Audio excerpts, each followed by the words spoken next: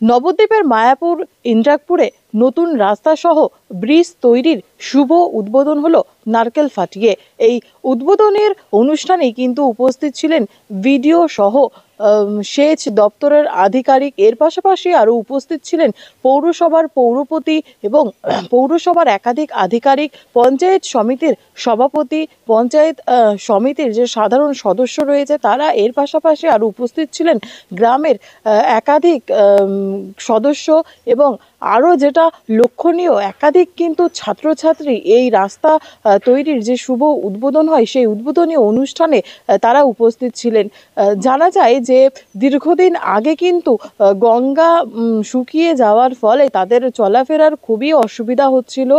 গ্রামের মানুষ যারা ছিলেন তারা কিন্তু নিজ উদ্যোগে মাটি কেটে সেই গঙ্গার স্থান যেটা ভরাট করে কোনো রকমে চলাফেরা করছিল। তবে এবারই সেই রাস্তা তৈরির কিন্তু কথা বলা হয় এবং এদিনই তার উদ্বোধন করলেন আনুষ্ঠানিকভাবে।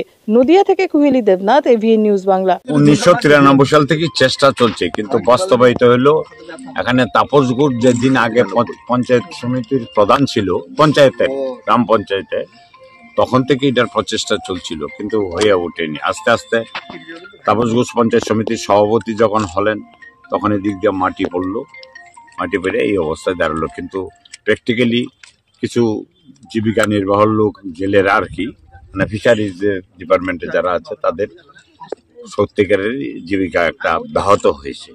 তো সেটাকে লক্ষ্য করে এবং কমিউনিকেশনটাকে ইন্দ্রাকপুরের সঙ্গে নবদ্বীপের সংযোগ করতে আমরা বদ্ধপরিকর, এবং সেটা আজকে বাস্তবায়িত হইতে চলছে। আমাদের বিডিও সাহেব এখানে উপস্থিত আছেন, বিডিও সাহেবকে শুভেচ্ছা অভিনন্দন জানাবো। আর এখানে আছেন ডিভিশনাল ইরিগেশনের এইচডিও মহাশয় এবং সর্বোপরি আমাদের পঞ্চায়েত সমিতির সভাপতি, সভানেত্রী। একটা বিরাট সংযোগ হচ্ছে। সেই সংযোগটা মানে যতক্ষণ ইমপ্লিমেন্টেশন হবে না, পরে দেখতে পারবেন এই জায়গাটার ডেভেলপ কত হয়।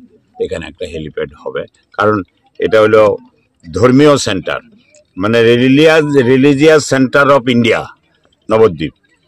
সেই পয়েন্ট অফ ভিউতে বহু মানুষ আসতে চায়, হেলিপ্যাড নেই। হেলিপ্যাড একটা তৈরি হবে, জায়গার অভাবে করতে পারছিলাম না, এখন ইন্দ্রাকপুর জায়গা পেয়ে গেছি আমরা। তারপর স্যার আমি একসঙ্গে মিলে এই কাজটা করবো, সঙ্গে সভাপতি থাকবে।